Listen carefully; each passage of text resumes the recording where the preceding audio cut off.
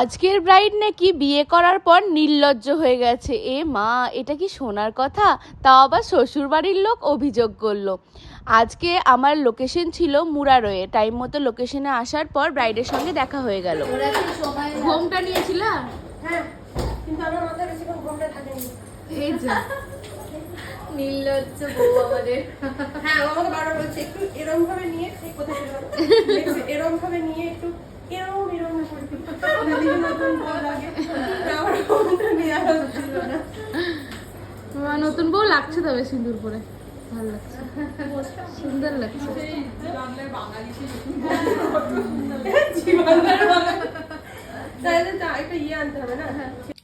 High ব্রাইডি। High. তো বলো তোমার নাম প্রথমে। অদিতি। তো অদিতি, আগের দিন তোমাকে বিয়ের জন্য সাজিয়েছিলাম, আজকে তোমার রিসেপশন। তো প্রথমে বলো যে বিয়ের লুকটা কেমন ছিল। চরম, আমি তোমাকে আগেও বললাম চরম ছিল। আমাকে ইন্ডিভিজুয়ালি সবাই এসে এসে জিজ্ঞাসা করেছে, এমনকি ছেলেরা এসে জিজ্ঞাসা করেছে। সবচেয়ে বড় কথা, আমার মাসি এসে বলেছে যে আমার চোখ দিয়ে জল, সত্যি লিটারালি আমি দেখছিলাম চোখে জল ছিল। তোমার মাসি? আমার মাসি একদম আমাকে দেখছি সামনে চোখ দিয়ে জল এরকম টলটল করছে। ভীষণ ভালো রিভিউ পেয়েছি, এক একজন এসে এসে আমাকে বলে গেছে যে এত সুন্দর, তুমি এখান থেকে আরো অনেকগুলো বুকিং নিয়ে যাচ্ছ। তো চলো, তা তো হলো। এবার আজকের রিসেপশনে তুমি কেমন লুক চাইছো?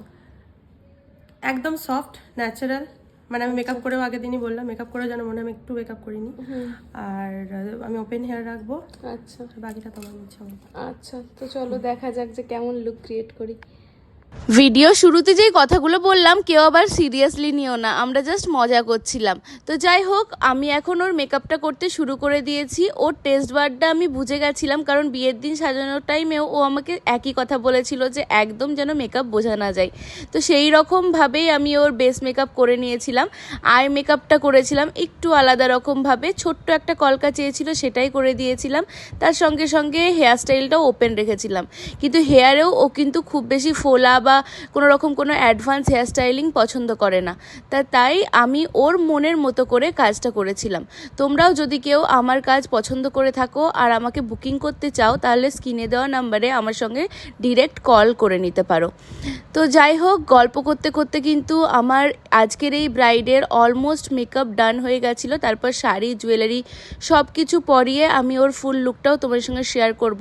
খুব বেশি ভিডিও করতে পারিনি, কারণ আমাদের অনেকটাই দেরি হয়ে গেছিলো। সেই মুরারোই থেকে আবার রামপুরহাট মারগ্রাম ফিরতে হতো, তাই একটু তাড়াহুড়োর মধ্যেই চলে এসেছিলাম। কেমন হয়েছে আজকের ব্রাইডের এই লুক অবশ্যই জানাবে। তো চলো, সবাই অনেক ভালো থেকো, অনেক অনেক অনেক ভালোবাসা দিও। Love you all. Tata, bye by.